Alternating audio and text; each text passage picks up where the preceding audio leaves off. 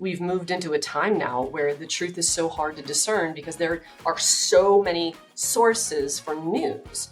Even though I can say something and wave around a publicly available document that anyone else in the world has access to, people still either choose to believe what makes them feel good or choose to ignore and discredit what makes them feel bad. Hi there, welcome to Delusional. This is your host, Michelle Coyle, and I am here with Sonia Van Meter. Sonia, please introduce yourself. Hi, my name is Sonia Van Meter, and I am one of 100 people worldwide that were selected to go live on Mars. This is one of my favorite stories ever. And so Sonia and I, we know each other through politics, and we've been friends for a very long time. But when I first met you, you were really about to go live on Mars. It was a little bit of a longer shot than that, but yeah, I was on the list, and the list had been culled down from just over 1,000 people. There were 100 names left, and mine was one of them. So let's start at the very beginning. How did you even get involved in this whole operation? Who was sending people to Mars? How did you find out about it? How did you become one of the people? Just start at the beginning and tell us the story. Sure. The short answer to this is that once upon a time, I was really, really terrible at math and science. I was a great English, I was a great social studies sort of student, but I sucked when it comes to numbers, and certainly when it came to physics. And so for years, I thought, well, that is just my lot in life. And then one day along came Neil deGrasse Tyson, who I know everyone is familiar with. And God bless that man. He made science and space in particular really, really fascinating and more easily understandable for people who didn't have a strong background in science. So over the course of many, many months and indeed years, I got deeper and deeper into that rabbit hole. And so I started spending more time learning about space travel, learning about the history of the space race, and in particular, spending time on blogs that talked about what the latest harebrained ideas in space travel were. Thus entered the Mars One project. The Mars One project was started by a Dutch clean energy entrepreneur. His name was Bas Lansdorp, and he really, really wanted to go live on another planet. Think Elon Musk, but slightly less crazy. Fabulous dude. I've met him, love him to pieces, but he was not built for space travel. He had spoken to a lot of medical personnel at NASA and at ESA, and they all told him, buddy, space travel is not for you. You are too high strung. You are too type A. You would absolutely murder anyone that you had to be confined into a small space with.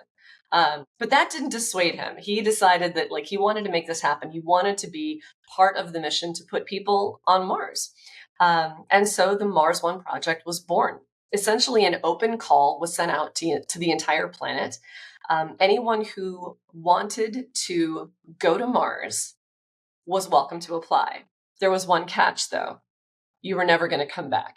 This was about colonization. It was not a one and done. It was not you spend a week there or a month there or even a year there. It was, we're sending you there and we're going to leave you there. So best of luck. And of course, they were offering to train us in science and tech and emergency medicine and all that kind of stuff. That was the punchline. If you went, you weren't coming back. So imagine my surprise when something like 200,000 people initially expressed interest in this. And I mostly applied just because I wanted to say that, I'd thrown my hat in the ring when presented with the opportunity, because for a girl who...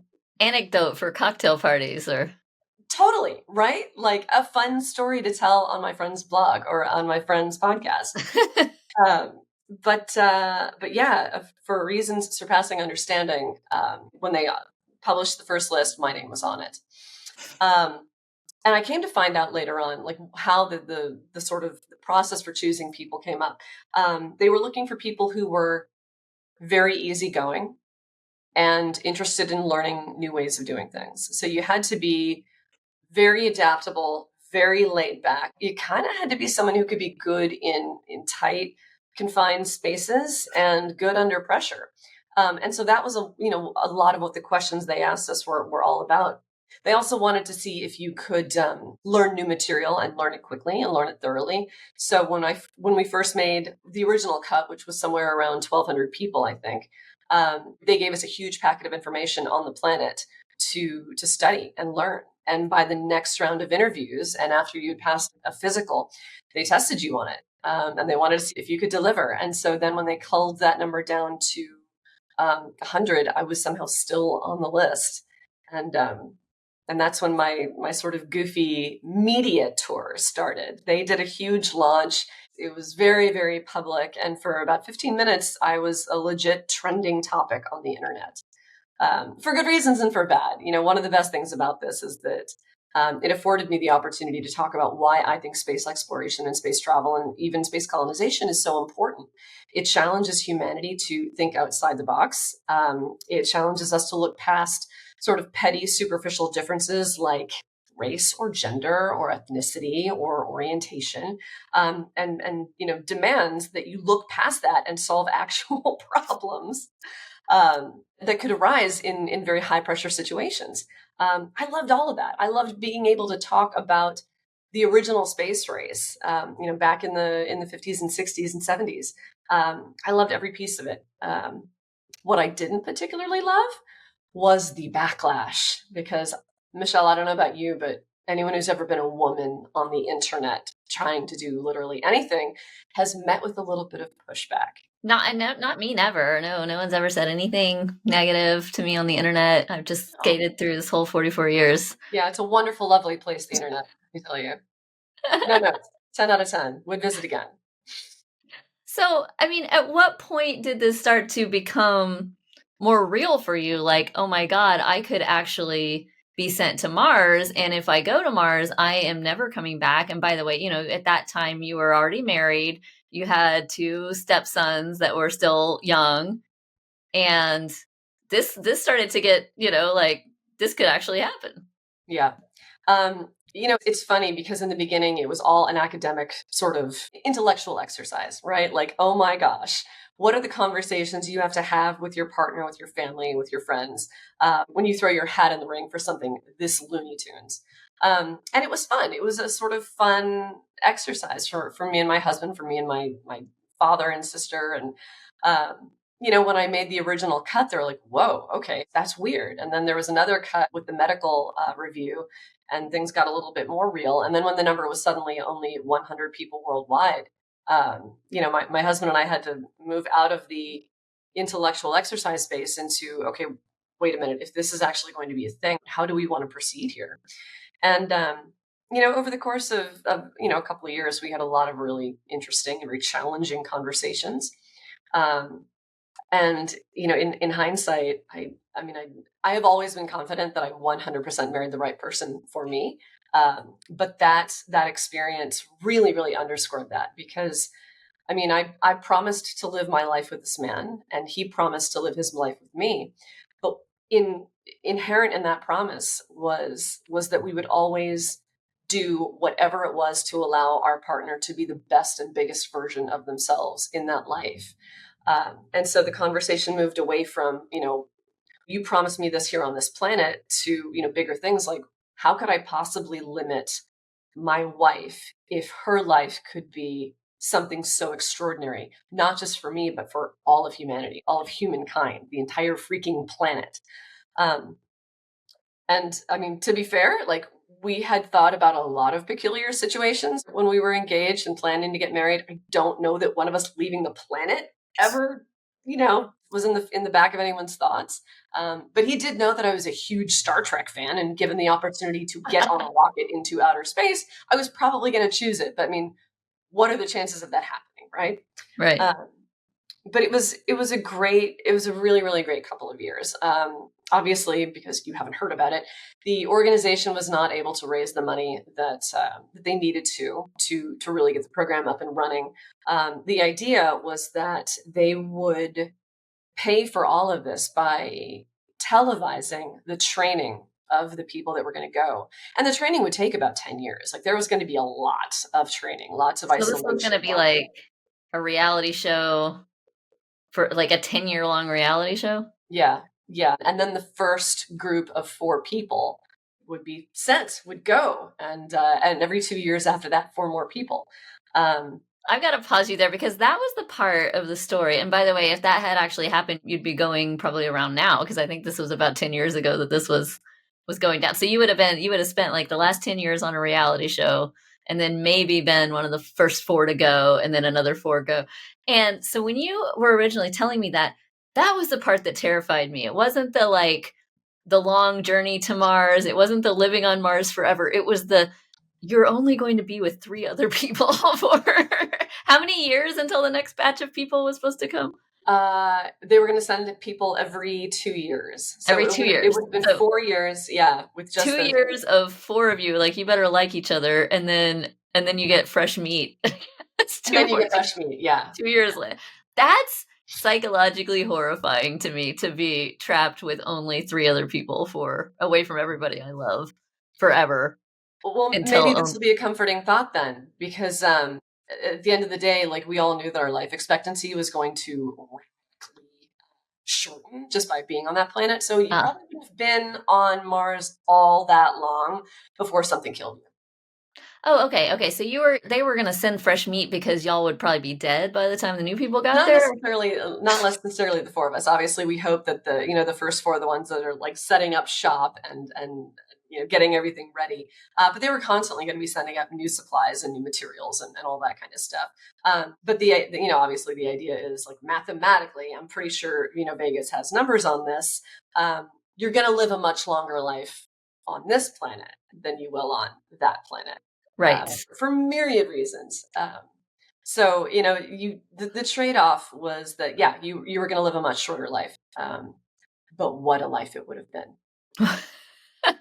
And so just to be clear, there was no talk of like sending people up there of reproductive age to try to procreate on Mars or actually colonize Mars by giving birth, was there? Or was there? Not with the original 24. The plan kind of capped it at sending 24 people for this wave of thing. And no, none of us were expected to procreate. And thank God, because I didn't want to have babies on this planet, let alone another one. So it was more like, okay, we're going to send 24 people over a period of 12 years? Because every year, did I even do the math? I don't know. Don't check my math. I think that's right. Don't check my math. But we're not to actually try to create a new society on Mars where people procreate and create more people, but to just scientifically study what happens to you people on the planet. Well, I think in a perfect world, I think that was the founders' idea. Like, we're going to start with these 24 people and we're going to see how it goes. We're going to see if we can figure out the radiation problem. We're going to see if we can figure out if human beings can adapt to a new planetary cycle, to new rhythms, to, new crazy radiation levels. But anyone who's ever seen any decent science fiction knows that like once you start procreating on another planet, like those people are going to rapidly change. Your body's being in space will change. Your body's being on another planet will change. And so, not to be like super weird or peculiar about it, but No, please get weird. This is a show about weird shit. Well, okay. Well, in that case, here we go. Let's be real. The beings that are born on Mars are going to be like biologically a little bit different from humans that are born on this planet. So, maybe we were actually, maybe the idea was to ultimately create Martians out of Earthlings. Which, maybe, yeah. Again, not a thing that I really wanted to do, but I would have been so happy to set up shop for the people that come later to do it. You would have been like a great auntie to the Martians that the were best, born. The best Thea in the world. You bet. So, okay, were they going to be building some kind of a biodome kind of a thing to house you? And like, would you have to wear special suits or like, how was this whole thing going to work? And then it was going to also take didn't you tell me it was going to take 18 months just to get to Mars? 8 months to get to Mars. 8 months. Okay. Yeah, which is why the timing of this whole thing was very specific. Obviously Earth and Mars are constantly moving, and sometimes they're closer together than others. So the original mission was supposed to leave in 2024 and arrive in 2025, because the planets would have been, optimally situated to make that happen. And yeah, they were going to send up new people and new materials every couple of years.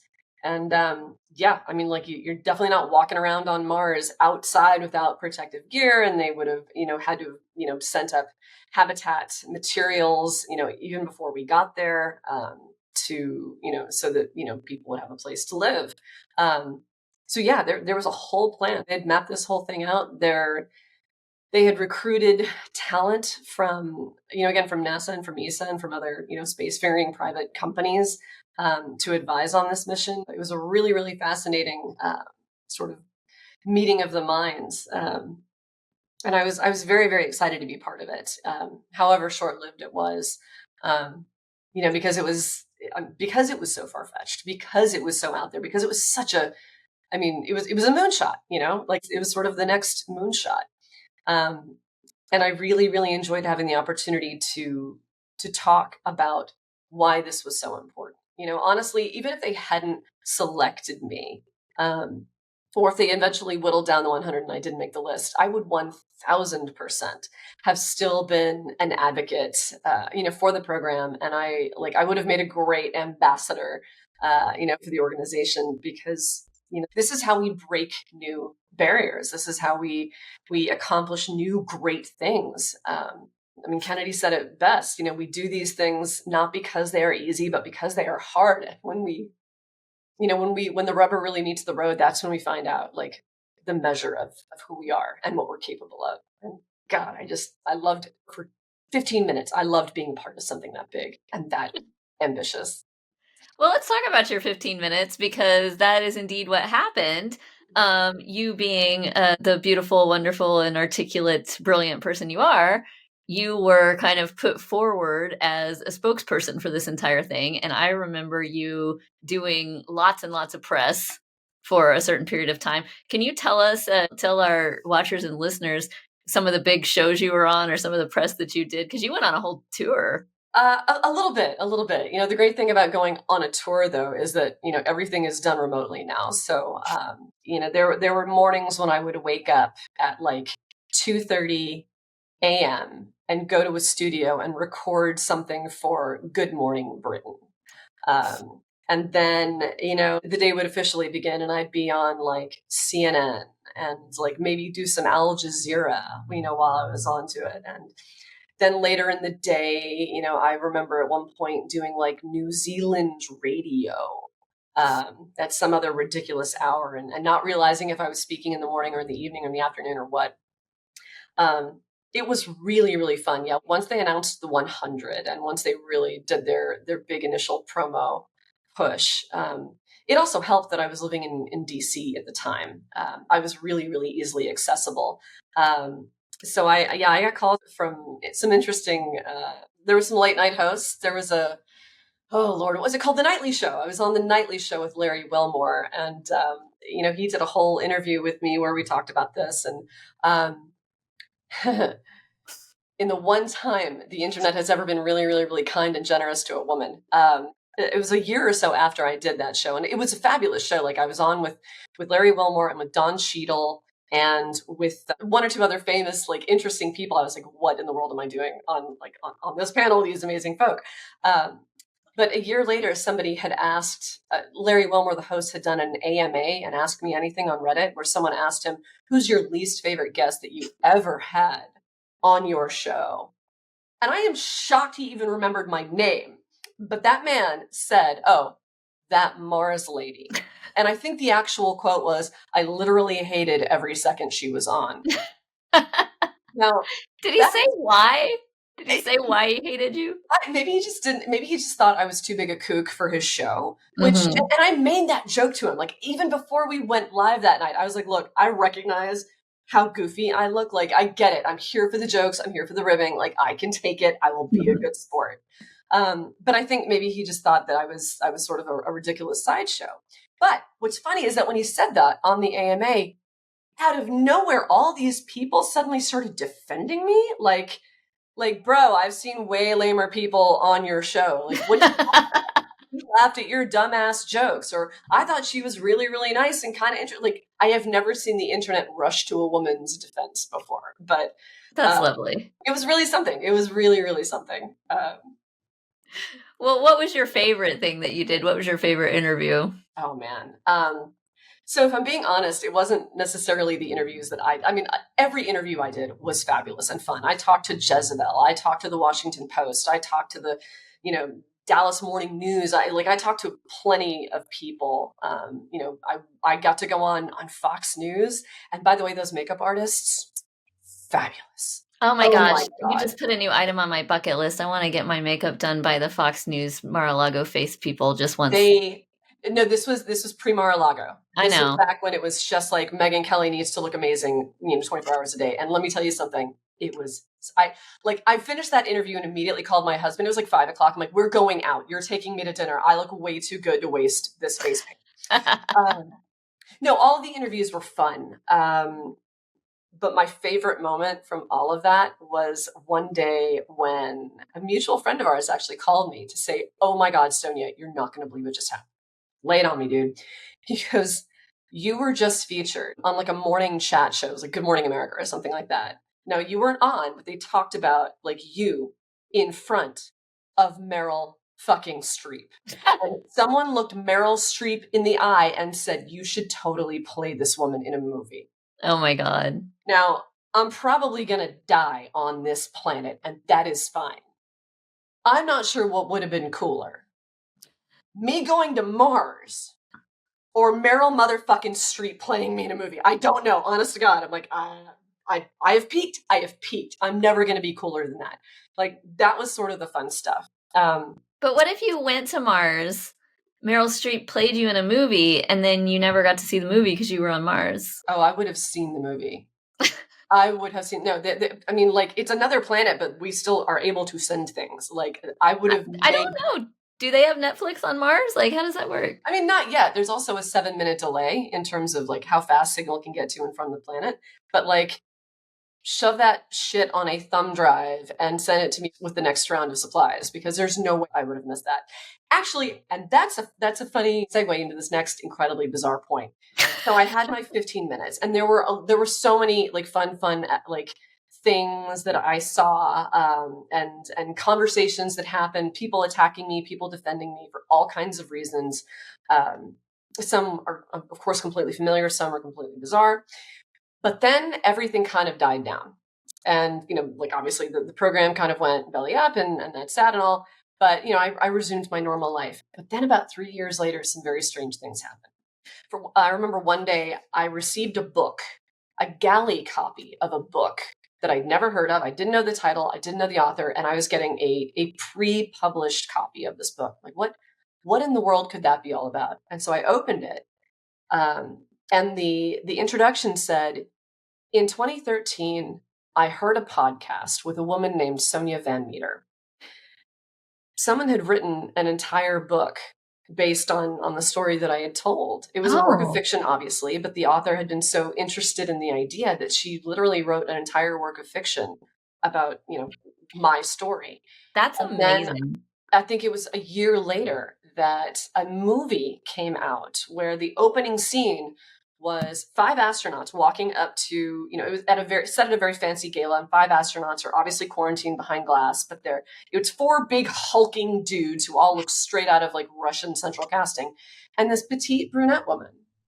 And the petite brunette woman walks up to a microphone and starts taking questions from this glittering set. And the questions are all like, why are you volunteering to do this? Aren't you afraid to die? And for the next 2 minutes, every syllable that came out of that woman's mouth was something I had said into a live mic just 3 years before. It was amazing. Now, I don't know which interviews, these people had found or what they'd come across, but I mean, my husband and I were agog. She was saying so many of the things that I had been saying not that long ago. So it wasn't just that I got to sort of remind everyone about like what incredible good comes from big bad missions like this. It's that it sparked a creative sort of, wave that touched other parts of the country that I was so excited to see. And I would not in a million years presume to take credit for any of that. But like, I like that there was something that I did that was a bit of a flashpoint that inspired, other creative endeavors. That makes me profoundly happy. That is amazing. So I guess what I want to know is if Mars One were to call you up tomorrow and say, guess what? We got the $6 billion. We're doing it. We're doing it. Now you're going to start training. If you're still you're going to start training here in 6 months. It's going to be another 10 years, 2035. We're going to pick 4 people. Would you say yes? Or would you say, you know what? That was a great point in time, but I'm good now. Yeah, 10 years ago, I didn't have like a herniated disc in my back and like a wrenched shoulder. I didn't need like a daily hit of gabapentin to like, keep me from falling apart. While there is an advantage to sending older people to Mars, let's be real, we're way less sad watching old people die than we are young people. I don't think that I'm as good a fit for that part of the mission as I was 10 years ago. I would 100% still be like a loud advocate, brand ambassador, like spokesperson, all of that. And in fact, I think the last 10 years have probably, trained me a little bit better for all of that, even than I could have done at the time. But yeah, I think at this point, my 47-year-old ass is probably better suited to life on Earth than it is on But Mars. if you had trained in the original program, they were going to send people in 2025. It's 2025. Well, they would were have been. going to send people in 2024. I would just now Oh, be. okay. Well, you would have been 46, not 47, but like, pretty much like Yes, you would a have been. 47-year-old with 10 years of training and commitment to the mission. Like the Right. training was supposed to start a decade ago. Right. Now the training would have to start now. Right. So you'd be 57. Yeah, I'd be 57, which again, like it's way easier. Like if you want to promote, if they were going to promote this, like with the whole idea of, we're sending people to live there, like, yeah, it's way easier watching older people, perish and sacrifice than it is younger people. Right. So I like would have loved to have been of service, but I think my time has probably come and gone. So do you think that people will ever eventually go to Mars? Human people from Earth. Yes. Yes, I do. We have been talking about this since we landed on the moon. And there continues to be interest and sincere appetite and even plans. Mars is currently a planet populated by robots, and all of them were sent by humans who have an interest in seeing what's going on up there. But I don't know that it's going to be anytime soon. And that makes me a little bit sad. But yeah, I mean, humanity has always found a way of grabbing the horizon, and that's just our next horizon. We'll go one day. Yeah. I hope I'm around to see it. Yeah, I hope you are too. Do you think, that we might get to the point on Earth where it's necessary to figure that out sooner rather than later? So the great thing about planning for this kind of a project is that all of the lessons are super valuable here on Earth, right? Like we're talking about sending people to live in a closed loop sort of circuit, right? Like everything has to be reduced, reused, recycled. We should be doing that on this planet, perhaps more than we are. I think that if we get to a point on this planet where we need another planet, it'll probably be too late. But one thing that I have noticed about the younger generations coming up behind me is that they actually give a shit about the planet, like in a very real way. I mean, Yeah. I too give a shit about this planet, but my focus is on other things right now. When I was younger, I wanted clean air and clean water, and land that wasn't riddled with oil spills and all that kind of nonsense. And I think that the generation coming up, behind us, is especially focused on that, and rightfully so. They're the ones that are going to have to, live on this rock for the rest of their lives. And I don't know that my generation or the one that came before me has really done them any favors. So I'm hoping that, we are able to get to a point where politically it is not such a hot button issue to talk about ecological preservation and making sure that this planet stays habitable for generations that are going to come along long after we're gone. Yeah. I know that my college age son is very, very motivated by saving the environment. Are your stepsons super into environmentalism as well? Very much so. One of them, in fact, actually works for the Forest Service up in a national park in Minnesota. And yeah, so he's very, very committed to that, and takes corporate pollution in particular very, very personally. So yeah, I mean, there's always reason for hope, and there's certainly reason to believe that the generation coming up behind us is going to be smarter than us in some ways. Um, yeah, I'm I always happy remember with the first time I really viscerally felt that, and it was actually watching David Hogg. I know he's been more of a controversial figure lately, but if you remember, when they first came out of that whole horrific incident, and him and some of his peers came and they organized. Do you remember what the organization was called? They were organizing against gun violence. I should Ooh, remember, but I don't remember exactly. organizing for our lives. Yeah, yeah, yeah. There March was for our that's lives. right. Organizing for That's our right. lives. And so they had a march for our lives here in DC, and we went down and it was huge. I mean, I'm gonna guess at least 100,000 people, maybe more, maybe hundreds of thousands of people. It was a huge, huge, huge crowd. And these kids got up, and I'm calling them kids because they were literally At the kids at time, the they were time. 17. Yeah. Yeah, I think he was like 17, 18 years old. And he's addressing this crowd on the mall of hundreds of thousands of people. And I just thought, oh my God, like I can't imagine doing that. I have kids. I can't imagine my kids doing that. You know what I mean? And they had people as young as 12 years old up there talking about gun violence. And they were featuring kids from different parts of the country who had lost relatives to gun violence in different situations and things like that. And I just remember being so awestruck by the courage of these kids to get up and speak at that, on that scale, at that level.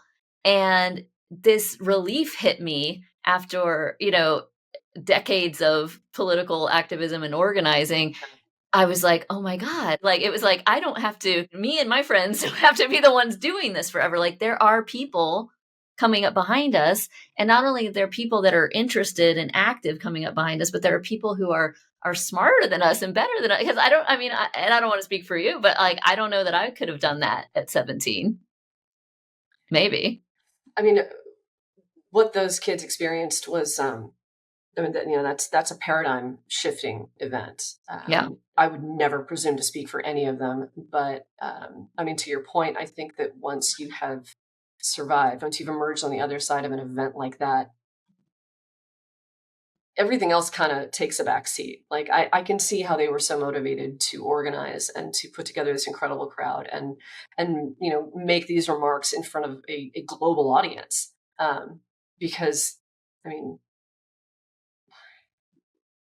yeah, I mean, that's when I assume that sort of event really focuses, what matters in your mind. And Sure. yeah, I too was in awe of how young and how determined, and yet how sophisticated and savvy all of them were by the time they were speaking to those large crowds. It was really impressive. It's kind of nice to be at that point of middle age where you get to relax a little bit into like, oh, at some point I get to get older and maybe not work as hard, not work as much. I've Are put you in are you relaxing? I am so much more relaxed than I Are you? ever was before. Oh my god. Yes, I am so, and like this show is part of that, right? It's like I am in this phase of kind of creativity, and it's much less about like I need to climb the ladder now and I need to, like I need to prove myself and I need to check all the boxes and I need to make a certain amount of money. It's like I've done everything that I ever wanted or needed to do to prove myself and to anybody else. Like nobody can look at me and be like, wow, she's a slouch, she sucks. She's a slacker. Like, and I've had all the things that I ever wanted to have. I mean, I spent like 10 years living in a giant mansion. Like I've had a mansion, I've had designer handbags, I've had cool car, like, like material shit. I've had it. I've made a lot of money in the past. And it's just like, I'm in a different phase now. I realized even as a parent that all of the financial pressure and pressure to succeed I've ever had in my life was really about making sure that my kids were set up and taken care of. And now that my kids are older, and for people watching and listening, I've got one in college and I've got one in middle school. So one that's about to be, he's still in middle school, he's still home, but it's, I'm looking at it as like, oh, well, in 5 years, he's going to be an adult. And all of a sudden, after literally decades of being a parent and thinking in this way of, okay, I've got to make sure they're okay. I've got to make sure they're set up. I've got to make sure they have everything. It's like, oh, wait, in 5 short years, which at our age, 5 years goes fast. Yeah, really in 5 years, like, they're going to be adults and I will have no financial pressure on me because I could go live in a tent and be happy at this point, So yeah, no, I feel so much more relaxed. I feel excited to create and innovate and just put helpful things out into the world. I mean, the Delusional podcast doesn't pay me yet. Yeah. I pay for it. I pay to make it. It's to give back at this point. I have a lot of people over the years who have approached me and just said, oh man, I really wish I could afford to work with you. And, it always just broke my heart because the reality was, when you're running a business, I couldn't afford to work for free. Yeah. Right. And so they couldn't afford to work with me. I couldn't afford to work for free. I needed to work with the people who could afford to work with me. But it was always just like, man, I wish I could do something for these folks who aren't yet at that stage where they can, heavily financially invest in coaching, consulting, training for business growth, but want to grow as people, whether that's as entrepreneurs or not. And so this is part of that, right? This is part of me saying, it's a love gift. It's an offering. It's me saying, here's something that I can give back to the world. Do you identify with that at this stage in your life? No. It's still all gas. And everything that you're saying, it definitely resonates, but I think just because of this sort of, you and I are political creatures, we're very political animals. Like, I don't like what I'm seeing right now, particularly with regard to, and me, like, I'm an opposition researcher. The nature of my work is to find truth and bring it so that I can hold people in power accountable for what they're doing. And, we've moved into a time now where the truth is so hard to discern because there are so many sources for news. So, even though I can say something and wave around a publicly available document that anyone else in the world, has access to, people still either choose to believe what makes them feel good or choose to ignore and discredit what makes them feel bad. And given the sheer tonnage of disinformation and misinformation out there right now, I feel like my job has become almost obsolete. Not quite. But so I feel like, it's not just that my job has gotten harder, like, truth is fighting for its life right now. And because my work is so centered on what the truth is, and using that truth responsibly and interpreting it responsibly and compassionately, I am in no position yet to take my foot off the gas. I need to keep going. So. See, and you're not going to like my response to this because from my perspective, the ship has sailed on one truth. Right? Like, well, one truth is, I'm not necessarily talking about truth. I'm talking more about facts. That's what I mean. It's like we are now in a post-truth landscape, aka like you got a million different perceptions about any given thing, and like you said, it's very, very difficult to discern what is a fact and like what does a fact even mean. What does the word fact even mean anymore, right? Like it's just that ship has sailed. My work is now centered on helping people realize their own truth. Like, what's my truth, regardless of all of this noise, because there is noise everywhere. And it's just increasingly insane just how competitive everyone and everything is getting for our attention. I'm like super happy if 10 people listen to this podcast every week because, there's, and I get it. It's like, there's so many things that are competing for our attention any given time. I've got notifications turned off on my phone while we record, but I guarantee you that when I look at it, as soon as we end this, there will be like 20, 30 different people that were trying to get my attention, people, things, apps, whatever, that were trying to get my attention. All to say, if you want to give away your attention, there are so many people willing to take it, right? Mhm. At this point, I think what's going to be really helpful for us as individuals, and then, follows on as collectively as for society, Mhm. is for us all to be able to recenter into our own truths. I'm Mhm. constantly telling my college age son, learn to think critically, learn to think for yourself. That's why you're in college, right? Yeah. He's asking me like, what classes should I be taking and how can I set myself up the best to get a job? And I'm like, bro, I don't know if there's going to be jobs in a couple of years. But what I do know is that if you learn to think for yourself, Mhm. you're going to be okay, right? 100%. Like, we all need to come back to what is truth for me, Mhm. not because somebody on the internet said something, Oh God, yeah. and not because, a political figure said something, Yeah. frankly. No, I couldn't agree more.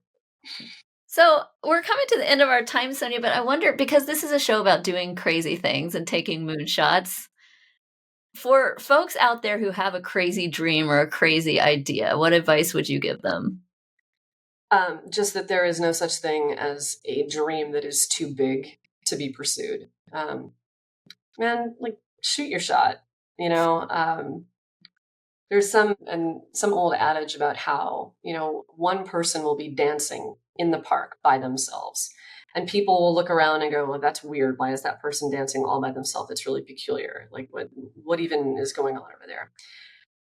But then one person will join in. And suddenly it's, oh, well, those are just two people having a good time with one another. And that second person gives other people permission to sort of join in.